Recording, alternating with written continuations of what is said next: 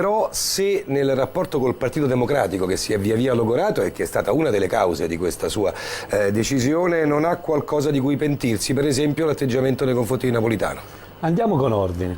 Innanzitutto informiamo i cittadini che il Partito Democratico non ha voluto realizzare un accordo programmatico né con l'Italia Valori né con Rivoluzione Civile. Io sono talmente certo di questo che, siccome li immaginavo che facevano come Ponzio Pilato, gliel'ho messo pure per iscritto e loro hanno detto di no per un motivo molto semplice, perché noi all'interno del Parlamento per 52 volte abbiamo detto no alle politiche di Monti, votando no al voto di fiducia, e loro per 52 volte hanno detto sì alle politiche di Monti, a quelle stesse politiche che oggi loro dicono che non vanno bene e che vogliono cambiare. Quindi io sono più coerente, loro non sono stati coerenti, a tal punto che hanno respinto la proposta di una coalizione di programma per fare già annunciare un accordo con Monti, cioè con quello che sarà l'esecutore testamentario della politica del PD, perché se ricandidi Monti e se ti rimetti insieme a Monti vuol dire che noi abbiamo presentato 4 referendum, nemmeno uno di questi l'hanno firmato i dirigenti del PD, ma hanno già detto che invece staranno con Monti. Abbiamo presentato il referendum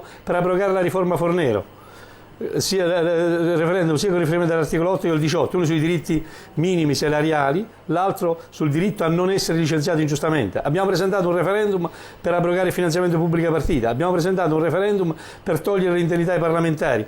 Quindi noi avevamo una politica da proporre al centro-sinistra per distinguersi dalle politiche di Monti. Il centro-sinistra ha preferito mettersi in mano di Monti, quindi raddrizziamo i fatti.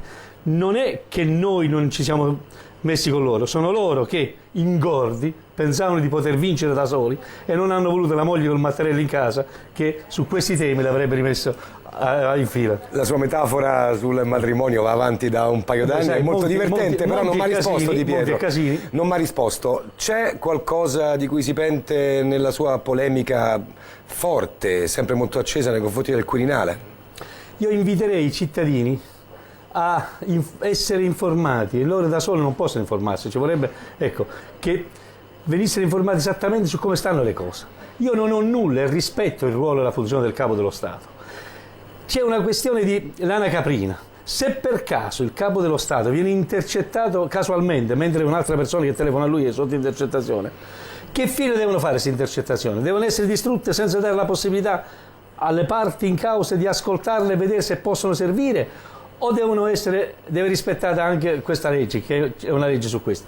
È una questione che poteva essere risolta per 7 anni, in tanti modi diversi, perché tante volte questo Presidente della Repubblica ha avuto qualche intercettazione casuale, l'andarla a fare proprio sulla questione Stato-mafia e spostare così l'attenzione dal problema vero, chi sono quelli che per conto dello Stato hanno trattato con la mafia, e spostarla sulla questione se quella telefonata si poteva sentire o non si può sentire, vuol dire aver del tutto portato via il punto principale dell'attenzione. Io lo ritengo del tutto inopportuno averlo fatto adesso. C'aveva altri mezzi, altri modi, mi sono permesso dentro il Parlamento di dire che cavolo, adesso te lo ricordi, semplicemente perché magari hai detto qualche parolaccia di troppo al tuo amico Mancino. Le frizioni con Napolitano però, Di Piero, non risalgono soltanto alla questione della trattativa, risalgono almeno al lodo Alfano, ma ne parliamo più avanti quando parliamo anche del ruolo di Ingroia e in questa particolare fase politica italiana. Che è successo con il lodo Alfano? Il lodo Alfano poi ne parliamo dopo, perché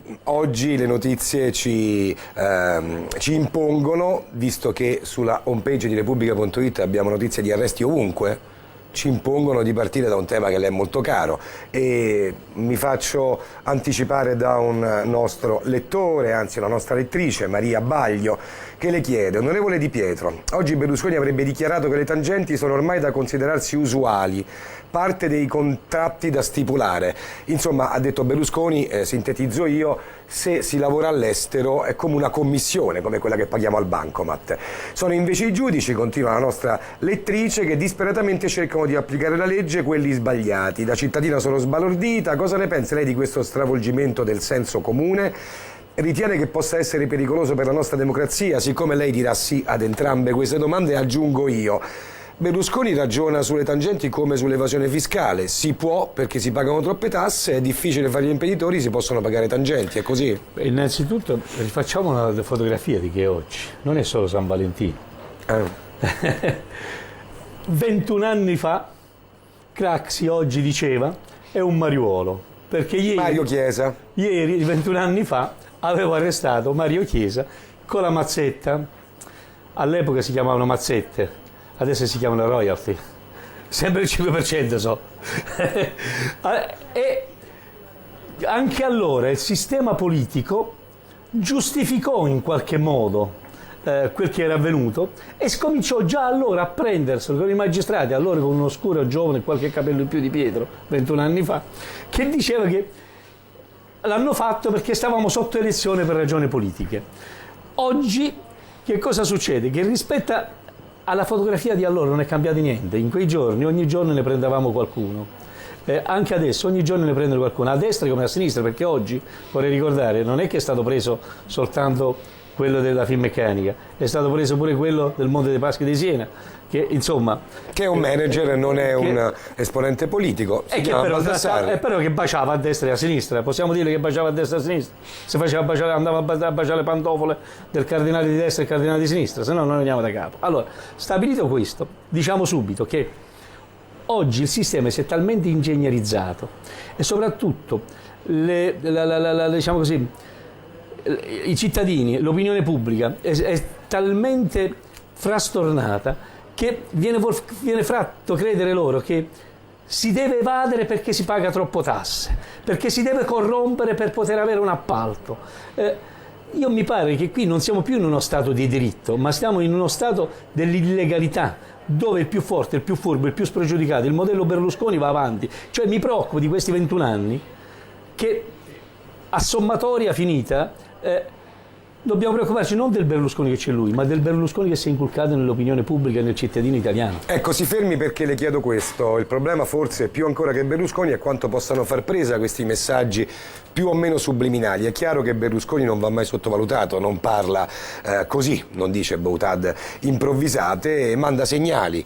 Secondo lei la maggioranza degli imprenditori italiani è convinta ormai che la legalità conviene oppure preferisce seguire strade vecchie, quelle che lei ha appena descritto? Rimanda un'altra data, perché io ormai sono 2 settembre 1994, giuro non ci eravamo preparate le domande e le risposte. 2 settembre 1994 a Cernobbio gli imprenditori chiamarono noi magistrati che stavamo facendo l'inchiesta a Mani Pulite e chiamarono anche i politici per dire cosa possiamo fare per evitare questa io la chiamai dazione ambientale di Pietreso, ormai si comincia a capire. Chiesero a noi cosa fare e io dissi, guardate qui bisogna, io il professor Stella, Borrelli, Davigo, Colombo, dicemmo, per eliminare questo fenomeno bisogna rompere il patto di omertà obbligato fra corrotto e corruttore. C'è un solo modo, quello di dichiarare causa di non punibilità e quindi non essere punibile colui che prima dell'arrivo della magistratura si decide ad andare a dire come stanno le cose, colui che cioè rompe questo patto di omertà. Tutti quanti ci hanno battute le mani. Da allora ad oggi, invece di fare il provvedimento di falso in bilancio più duro, invece di fare il provvedimento di autoriciclaggio, invece di fare il provvedimento di voto di scambio, da allora ad oggi hanno fatto solo provvedimenti per impedire alla magistratura di accertare i reati o per non far considerare più reati quel che prima erano reati. Allora in quest'ottica quel che io mi preoccupo è che cosa? Che in Parlamento ci stanno andando persone che si intendono di giustizia, ma se la prendono se ci va qualche magistrato. Io direi che se ci va qualche delinquente in meno, con qualche interesse personale in meno sarebbe meglio.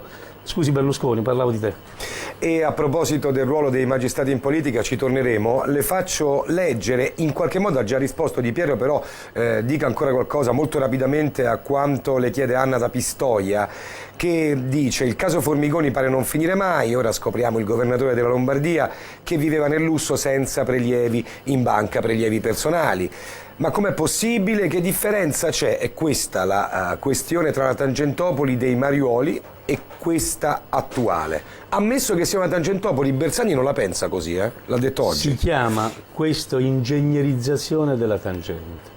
Quella di oggi? Quella di oggi rispetto a prima. Cioè bisognava sbiancare il reato. C'erano due modi: uno, mandare a casa chi aveva commesso i reati. Sai che io adesso, quando accendo la televisione, queste ore, in questi giorni, ho visto che c'è coinvolte società come l'Ansaldo, la Saipem, la Finmeccanica, come si dice, fondazioni bancarie, eccetera. E ogni tanto guardo e dico a mia moglie: uè, ma io quello l'ho già visto. Dove? A San Vittore. Quindi cioè è tutto uguale. Che cosa è cambiato? Nella ingegnerizzazione della tangente, cioè prima il fatto per raggiungere un fine illecito si usava un mezzo illecito, adesso si commette un mezzo lecito. Le facevo l'esempio di prima, glielo rifaccio. Prima c'era la mazzetta, adesso c'è il broker che prende la royalty per fare un'attività di trading. Valla a dire a mia sorella che...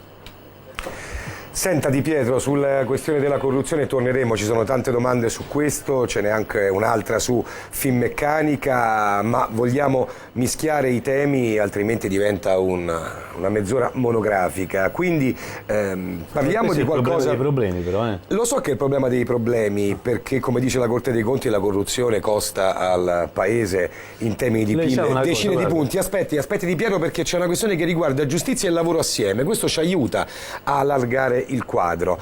Onorevole Di Pietro, desidero sapere la vostra soluzione, la vostra si riguarda rivoluzione civile ovviamente, riguardo la vertenza di Taranto, dove ci sono due cose da tenere assieme: la salute dei cittadini e i posti di lavoro, la produzione di un'azienda e la vivibilità di non un solo quartiere, ma di molti quartieri di una grande città.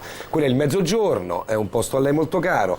Come la risolverebbe lei se fosse monarca assoluto di Taranto questa vicenda? Io credo che i due diritti costituzionali, alla salute e all'ambiente e al lavoro, non devono essere messi l'uno contro l'altro. Scegli se vuoi morire di fame o vuoi morire di malattia. Io credo che la questione Ilva vada e possa essere risolta come è stata risolta in tanti altri posti dove si produce, per esempio in Germania, per esempio in Giappone, per esempio in paesi scandinavi, dove cioè si produce lo stesso materiale che produce l'Ilva senza aver rovinato l'ambiente e mandato a morte un sacco di gente. Quindi oggi, come oggi, io personalmente mi prenderei l'Ilva e non gli sequestrerei soltanto quelli, gli porterei via l'azienda se non si mettono l'anima in pace a rimettere a posto l'ambiente e a continuare il lavoro con il materiale che non è più radioattivo, perché questa idea di poter far riutilizzare il materiale, nonostante che questo sia corpo di reato e cioè che faccia male, a me non mi sta proprio per niente bene. Personalmente, torno a ripetere,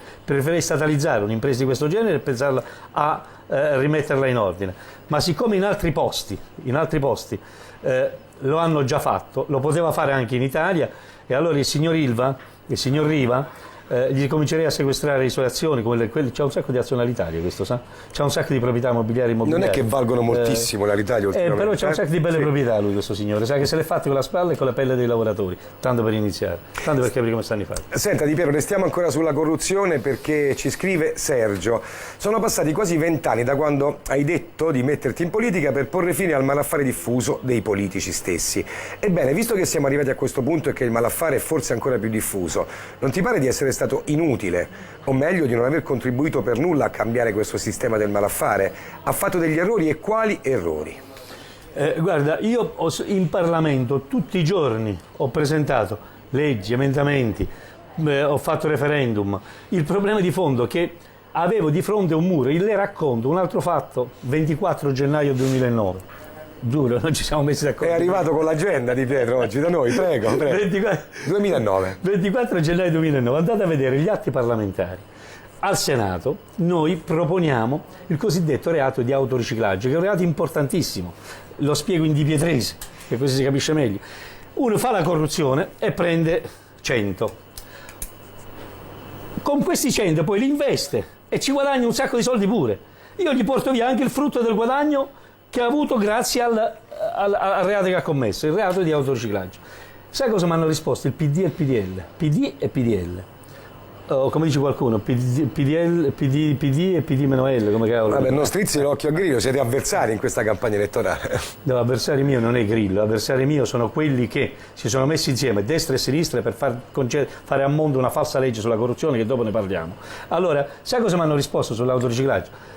È una cosa veramente interessante. Abbiamo bisogno di un piccolo periodo di riflessione. 24 gennaio 2009, gliel'ho riproposto al 2011, quando hanno fatto la legge anticorruzione, ci hanno detto: accontentiamoci di questo. Bersani cosa ha detto ieri? Ha detto: avremmo voluto una legge anticorruzione migliore, l'ha detto pure Monti, avremmo voluto una legge anticorruzione migliore. Allora avevo ragione io quando dicevo che quello non era una legge anticorruzione, ma una legge pro corruzione. Di Pietro, mi scusi, ma se quando lei abbiamo dice... tempo, spieghiamo ai cittadini.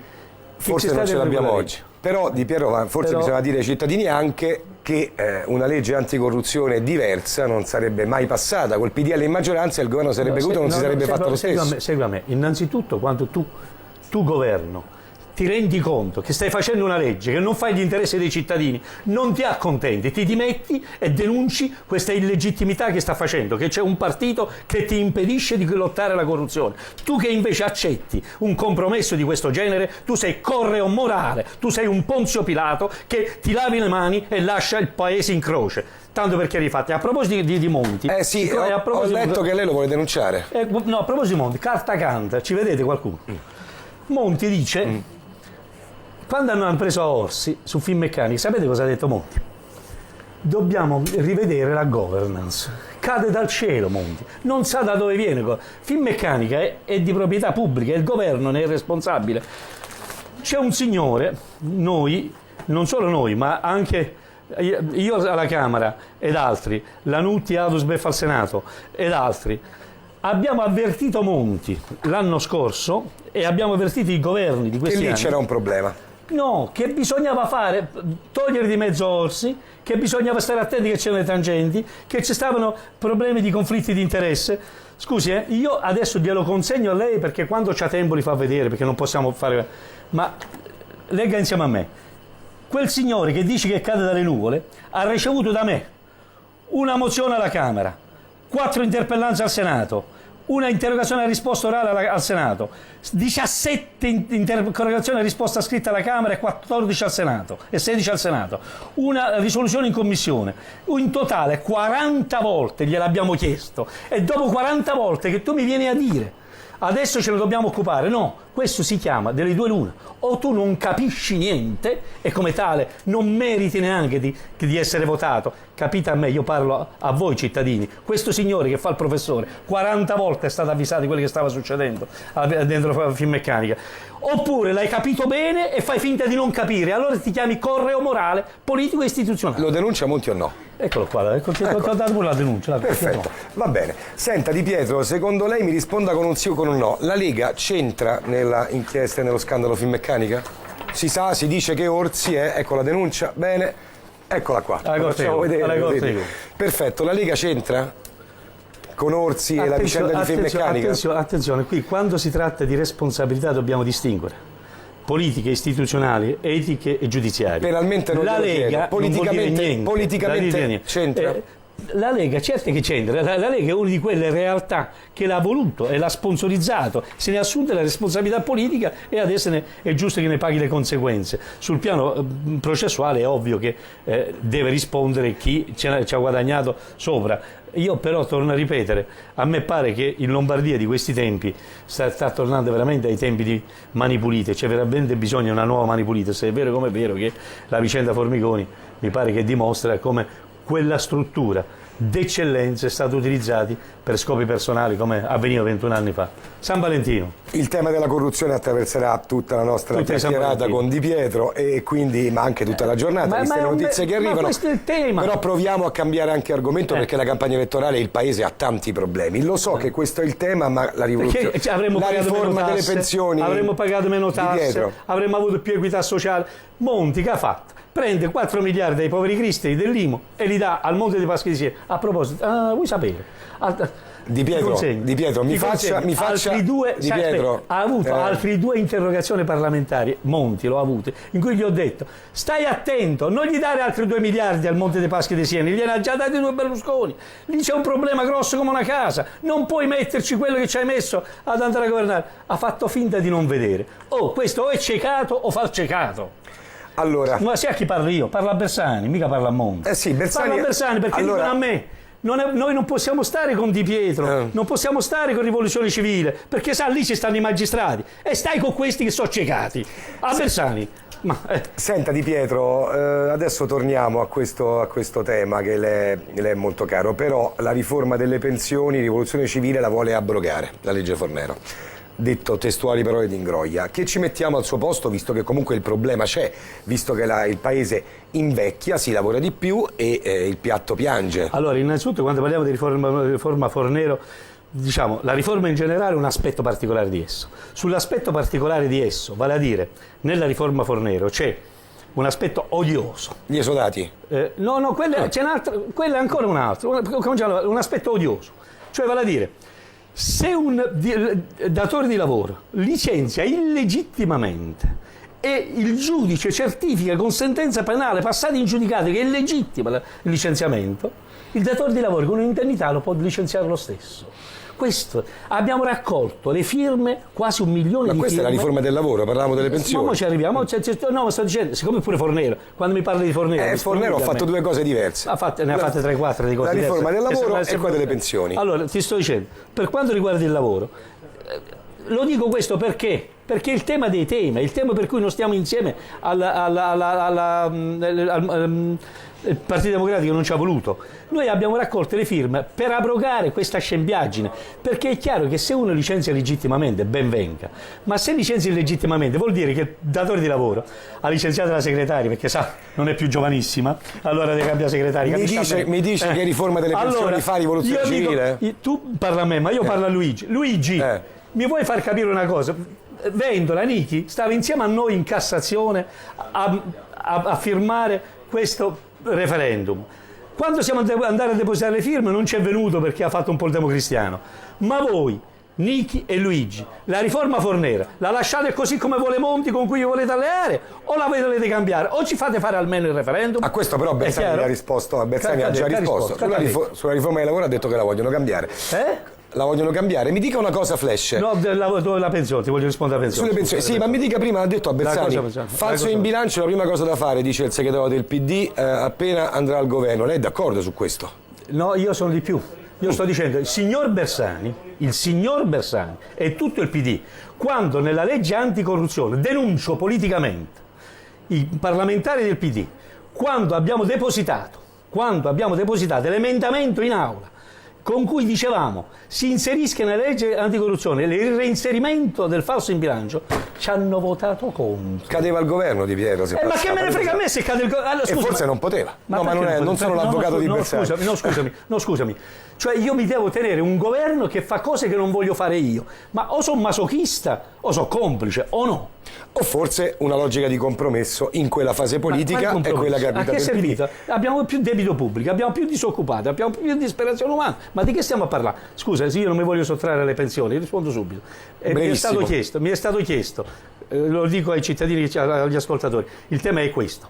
Dicono, con la riforma Fornero hanno dovuto fare la riforma, altrimenti i cittadini, diciamo così, si spendeva troppi soldi e quindi hanno allungato i tempi della pensione. Allungando i tempi della pensione, qual è il problema? Che sono rimasti qualche milione di cittadini giovani che non hanno potuto fare accesso al lavoro. Perché? Perché i tempi della pensione sono stati allungati. Qual è la proposta nostra? È la proposta tedesca.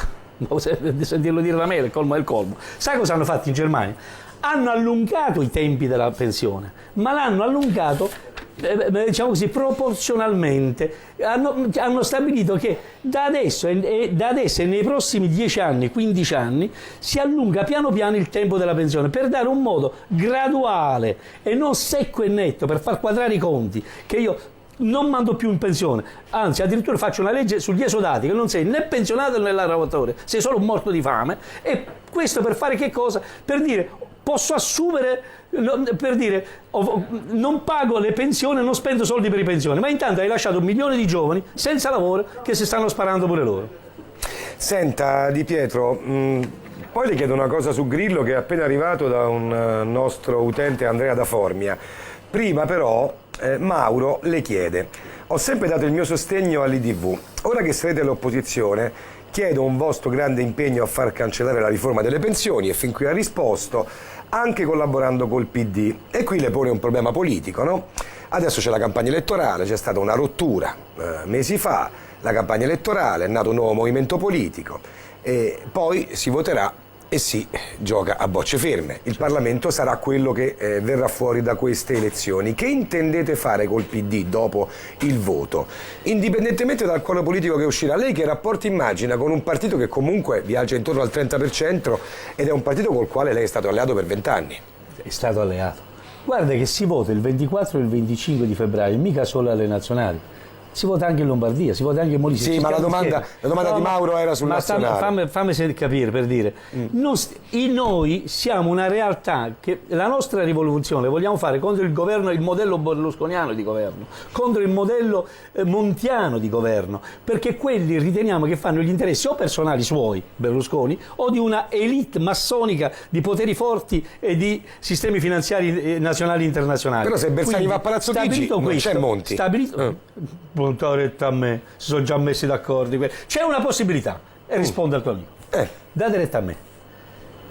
Siccome gli accordi si dovranno fare dopo le elezioni, date forza a Rivoluzione Civile, perché Rivoluzione Civile l'impegno che ha è quello di convincere spintaneamente il buon Bersani a rifare un'alleanza di programma di centrosinistra piuttosto che vendere l'anima al diavolo con Monti o centrodestra. Cioè invece della foto di Vasto facciamo il Parlamento di Vasto, la ripristiniamo dopo il voto. Hai detto niente. Ecco, le ho dato uno slogan. Hai detto niente. Mancano 13 minuti alla fine del nostro videoforum, torniamo alle domande dei nostri utenti. Corruzione, ne abbiamo parlato tanto, parliamo di mafia allora. E caro dottor Di Pietro, scrive Stefano Flamingo da Catania, caro dottor Di Pietro, domenica 17 febbraio Fini e Futura Libertà terranno un comizio in Via D'Amelio a Palermo, nel luogo in cui venne assassinato Paolo Borsellino. I palermitani e i siciliani dicono no a questa volgare strumentalizzazione partitica di un luogo sacro per la nostra terra e la nostra storia civile. Ho lanciato un'iniziativa su Facebook, adesso sintetizzo, per chiedere di non tenere il comizio di Fini in Via D'Amelio. Al di là della vicenda che riguarda il Presidente della Camera e leader di Futura Libertà, pone questo nostro lettore una questione vera, la possibile strumentalizzazione della politica rispetto a questioni come questa. Andare a fare un comizio in Via D'Amelio è strumentale o no, secondo lei? Signor sì. Signor sì. Lei ci andrebbe? Io se devo andare, e sono andato qualche volta a rendere omaggio a Via D'Amelio, ma non ho bisogno di andarla a pubblicizzare. Rispettiamo i morti e pensiamo ai vivi. Quindi secondo lei Fini sta usando la figura di Borsellino per prendere 100.000 auto in più? Ma non lo so se poi gli conviene o meno, perché voglio dire pure le pietre si accorgono che ci va lì sotto elezioni. Ci andasse prima quando ci andava, quando devo andare a rendere omaggio a una persona, cioè ci vai per rendere omaggio a quella persona, non per farti vedere che rendo omaggio a quella persona. Mario Pulvirenti le scrive, questa è una letterina un po' cattiva Di Pietro. Carissimo onorevole, prenda atto che lei ha sbagliato tutto. Aveva un'occasione nel novembre 2011 di mostrare la sua affidabilità e l'ha sprecata. Il novembre 2011 è l'insediamento del governo Monti, insomma quando è cambiata la configurazione politica italiana con l'arrivo dei tecnici. La destra appoggiava il governo tecnico a giorni alterni. Se lei avesse seguito il PD in una scelta responsabile, oggi concorrerebbe legittimamente per il governo del paese. Mi dispiace che non si sia accorto che il suo partito nel territorio non esiste più. Se lei mi risponde brevemente a Mario Pulvirenti, poi ho una domanda sul suo partito e sul territorio. Lui dice affidabilità, lo rilegga bene. Lo rilegga bene. Cioè io devo essere affidabile. Affidabile a che? A chi? Per fare che cosa? Per fare quei 52 provvedimenti, di quei 52 voti di fiducia, di cui oggi Bersani da una parte, Berlusconi dall'altra e Monti in mezzo dicono che sono sbagliati, che devono cambiare. Cioè io in realtà quindi ero l'unica affidabile lì dentro, perché sono l'unica che ci ha visto da buon contadino, scarpe larghe e cervello fino, che erano provvedimenti inaffidabili. E se i provvedimenti sono inaffidabili, l'affidabilità di cui mi chiede lui è un'affidabilità soltanto per mantenermi la poltrona. È vero. Se io avessi votato la manina, abbassato gli occhi per 52 volte, la poltrona me l'era assicurata. Adesso la poltrona è in forza, ma sono orgoglioso di fare una rivoluzione. Sulla poltrona e sull'ingresso in Parlamento, però, adesso le scrivo io una letterina cattivella. Di Piero, il suo partito qualche mese fa era in forte difficoltà. Grillo ha insidiato e parecchio la sua base elettorale, tant'è vero che lei ha tentato di fare un ragionamento con il capo dei 5 Stelle, respinto al mittente, mi pare di ricordare, da lui, non da lei. E poi c'è stata quella vicenda di Report, di fronte alla quale lei ha reagito anche con molta durezza e in cui c'è stato anche un elemento di forte dubbio da parte della base elettorale, magari la più larga, non quella dei militanti stretti dell'IDV. Tutto questo non ha contato nella sua scelta politica di confluire assieme a Ingroia, De Magistris e altri dentro un contenitore completamente diverso? Non le è servito anche per salvare l'Italia dei Valori da una debacle di numeri in Parlamento? No, perché se volevo salvare l'Italia dei Valori dalla poltrona, ripeto, quel signore che ha parlato di affidabilità, bastava che alzava la manina, faceva il finto pentito e stavo in Parlamento tranquillamente, quindi questo non ci azzecca niente. Il problema vero sta nella parola che abbiamo utilizzato, rivoluzione civile. Rivoluzione civile perché? Perché ci sono dei momenti in cui ti accorgi che c'è un nuovo regime, non c'è l'olio di ricino, ma in effetti è un regime quello che sta avvenendo adesso, perché sta coinvolgendo le coscienze, sta addormentando le coscienze, sta mandando i cittadini a fare di tutto erba un fascio. Allora in quest'ottica mettere insieme tutti coloro che dentro e fuori il Parlamento hanno tenuto alta la voce dell'opposizione al governo Berlusconi, al governo Monti, a queste calabrachi del PD, io credo che è stato un atto di coraggio e rivoluzionario di cui non solo non mi pento, ma che invito i cittadini a darci forza. 8 minuti mancano, vorrei parlare di molte cose, abbiamo ancora tante domande. Questa è bella e le arriva da Andrea da Formia. Come giudica il fatto che Grillo abbia aperto ai fascisti di Casa Pound e che il candidato alla presidenza del Lazio e del Movimento 5 Stelle sia stato l'unico a non aver espresso solidarietà nei confronti di Sandro Ruotolo, che ha avuto un problema con Casa Pound, ha subito una contestazione violenta ai limiti dell'aggressione qualche giorno fa. Sandro Ruotolo è il vostro candidato nel Lazio contro Zingaretti, la Buongiorno e Storace. Guarda, è un modo per parlare anche di Grillo e di questo atteggiamento un po' eclettico che ha il Movimento 5 Stelle. No, io non confondiamo il Movimento 5 Stelle con Grillo. Grillo è un portavoce che come tale le spara, a volte giuste, a volte sbagliate. I portavoce non licenziano i propri consiglieri. Sto dicendo, è uno che le spara, uno grosso, però dentro ci sono tante persone che lo fanno come passione civile, quindi io rispetto il voto di protesta e rispetto coloro che invece di prendere la mazza invitano ancora ad andare a votare sotto questo aspetto. Quelli come Favia, che sta con voi adesso, no? Favia sta con noi, per esempio, ma ci stanno anche dentro Grillo ancora.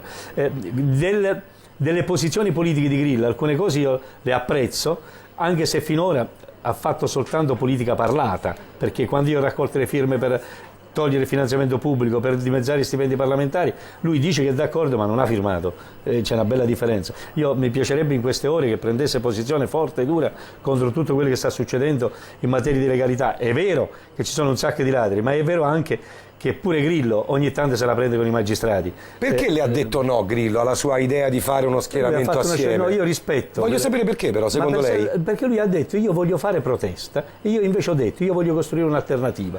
Il mio impegno verso i cittadini è un voto per un'alternativa al berlusconismo e al montismo. La mera protesta è come il girotondo da bambino. Giri, dopo 3 volte giri il mondo e tutti giù per terra. Pino Ferranti, onorevole Di Pietro, è strano in questa tornata elettorale vedervi in lista assieme a Rifondazione. Può spiegare cosa accomuna lei e Ferrero? È diventato comunista, onorevole? Provate a leggere il Vangelo prima di leggere Marx. Aiuta il prossimo tuo come te stesso, anzi ama il prossimo tuo come te stesso. Allora stare dalla parte dei più deboli in un momento in cui al governo c'è una lobby finanziaria che fa quadrare i conti, facendo pagare il conto ai più deboli e più onesti, e spendendoli e sprecandoli in attività inutili, anzi dannose, togliendo 2,5 miliardi alla disabilità per andarci a comprare sommergibili, per andare a comprare aerei da combattimento. Stanno ancora a cercare Bin Laden che da 3 anni che è morto. Scusatemi, non bisogna essere comunisti, basta essere un buon cristiano per poter stare insieme. Ci scrive, la leggiamo dall'iPad in diretta, un suo iscritto all'IDV che ha deciso di non confermare la sua iscrizione per quest'anno. Perché? Intanto perché, la sto sintetizzando, è molto lunga questa domanda di Pietro, intanto perché ha dovuto imboccare, scrive, molti bocconi amari, si chiama Paolo questo lettore, Razzi, Scilipoti, De Gregorio, insomma cose note relative all'ultima legislatura. E poi perché ho dovuto sopportare una gestione del partito assolutamente personalistica, scrive.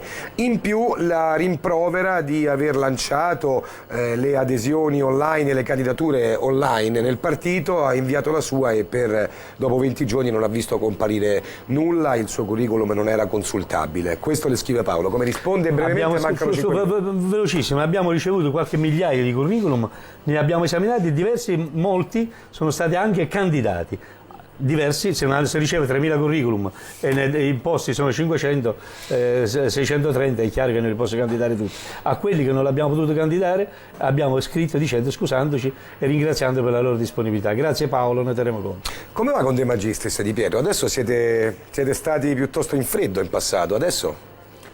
De Magistris, voglio dire, così come Ingroia, così come io, siamo 3 magistrati che, come dice mia sorella, quando io certe volte mi lamento, mia sorella Concetta mi dice fai il tuo dovere e pagane le conseguenze. De Magistris è uno che ha fatto il suo dovere e ne paga le conseguenze. Così è successo a Ingroia, così è successo a noi. Il problema per l'Italia non è che 3 magistrati stanno cercando di fare il loro dovere in una funzione e posizione diversa. Il problema dell'Italia è che ci sono ladroni che pagano tangenti e persone che si presentano come Presidente del Consiglio, come Berlusconi, che dice che pagare le tangenti è un fatto normale e giusto perché così aumenta l'economia in Italia, l'economia criminale, signor Berlusconi. Senta, ma lui c'è come consigliere dell'Utili, quindi. E non l'ha ricandidato Dell'Utili però Berlusconi. Ma il consigliere sta sempre là. Senta Di Pietro, prima citava Vendola e la questione del referendum. Abbiamo 3 minuti, ho un'ultima domanda, però un lettore ci scrive, non si firma, sì, Marco Bellandi Giuffrida, le chiede che tipo di rapporto immagina in futuro con Nichi Vendola, appunto. C'è stata una parte di rivoluzione civile che avrebbe voluto, anche attraverso la cerniera di Vendola, creare un rapporto organico col centrosinistra, e un'altra parte che invece ha deciso di prendere una strada di autonomia, almeno fino alle elezioni. Ma Nichi Vendola? È una persona che sta portando avanti, è un suo partito che sta portando avanti molte delle idee che portiamo avanti anche noi, cioè quella di una maggiore equità sociale. Lui lo fa all'interno del PD, noi lo facciamo all'esterno del PD, perché il PD purtroppo ha deciso di allearsi con Monti, che invece vuol fare una maggiore disuguaglianza sociale. Noi invitiamo gli elettori a tener conto che la vera area riformista, dove c'è una maggiore applicazione dell'uguaglianza di tutti i cittadini di fronte alla legge, è proprio quest'atto di rivoluzionario che stiamo facendo noi. L'hanno fatto i nostri genitori per liberarci da Benito, aiutateci voi a liberarci di quest'altro benitini. Che cosa risponde a chi ha detto in queste settimane che Ingroia ha utilizzato il palcoscenico della grande polemica sulla trattativa Stato-mafia per lanciarsi in politica? Un po' l'accusa che fecero a suo tempo a lei quando fu l'eroe di Mani Pulite e poi entrò in politica. Torno a ripetere, un magistrato che ha fatto il suo dovere e che mette a disposizione la sua professionalità all'interno del Parlamento per fare delle leggi affinché si possa prevenire ciò che poi lui ha scoperto come essere avvenuto come magistrato, è un valore aggiunto per un Parlamento sano. Ma voi sapete che in questo Parlamento che stiamo lasciando ci sono circa 170-180 persone che hanno procedimenti penali, addirittura anche con provvedimenti di cattura in corso, e sono sì esperti di giustizia, ma sono esperti di giustizia per non farla applicare la giustizia. Poi ci sono un centinaio di loro parlamentari, voglio dire, è un Parlamento pieno di esperti di giustizia, ma di come sfuggire la giustizia. Meglio un giudice in più che un delinquente in meno in Parlamento. 2 domande per chiudere. Di Pietro, è meglio Bersani o Berlusconi, sì o no? È meglio Bersani o Berlusconi? Mi risponda rapidamente. Non offendiamo Bersani, non confondiamo con Perfetto, Berlusconi. è meglio Bersani. Allora, in Lombardia... scusa, ma io adesso non mi fate fare il difensore d'ufficio. No, ma volevo arrivarci, era un modo per arrivare Di Pietro alla vera domanda, che è la seguente. In Lombardia... Contesto quello che sta facendo Bersani, ma è una persona per bene. Va bene, è meglio Maroni o Ambrosoli, qui volevo arrivare. In Lombardia l'ipotesi di un voto utile, e cioè di un voto a rivoluzione civile alle regionali ma anche al Senato e di un voto al candidato Ambrosoli, è una cosa scandalosa per rivoluzione civile, per lei personalmente? Le aggiorno che in Lombardia noi appoggiamo e siamo in coalizione con Ambrosoli, quindi votateci, che votate, aiutateci. Mi riferivo al Senato, ci ha aiutato a vincere anche Ambrosoli. Al Senato mi riferivo, che è decisivo. Quando al Senato date grande forza a Rivoluzione Civile, in modo che Rivoluzione Civile possa avere un numero di senatori sufficienti per convincere spintaneamente il centro-sinistra e i Bersani a ravvedersi in un'azione di ravvedimento operoso prima di riaffidarsi al suo esecutore testamentario Monti, perché Monti farà provvedimenti ancora una volta ai danni delle fasce più deboli e più onesti del Paese. Di Pietro, Monti prenderà comunque all'incirca 1/3 dei voti di Bersani, come farà a farli lui solo i provvedimenti? E ci fermiamo qui. Chi? Monti. Che fa? Ricordatevi una cosa, se volete fare veramente una rivoluzione, basta non far avere il 10% alla coalizione Monti e tutta la coalizione Monti va al macero. E quella volta sì che si può fare una vera rivoluzione, perché questa lobby questa lobby che vuole governare l'economia attraverso l'utilizzo di strumenti diciamo così, a uso e consumo soltanto di potentati finanziari, potentati lobbistici, modello massonici di governare, questa voglia di far quadrare i conti ai danni, lui sa come lo chiama, chiude veramente in questo minuto, sì. Fiscal Compact, perché ci vuole una spending review, altrimenti lo spread sale, il PIL non si sa. Mia sorella Concetta sempre mi ha domandato, che vuol dire? Che devi pagare più tasse tu che sei una povera crista, perché i soliti evasori fiscali devono scappare. Di Piero ha chiuso un po' in versione crozza, tra l'altro l'ha elogiato per la cosa dell'altro giorno a Sanremo, l'ha difeso dopo le contestazioni. Sapete al che la colpa è di festival. Crozza adesso. Grazie, ci rivediamo dopo le elezioni, buoni ultimi giorni di campagna elettorale, buon lavoro. Grazie a voi, riflettete gente, riflettete. Grazie, buongiorno a tutti.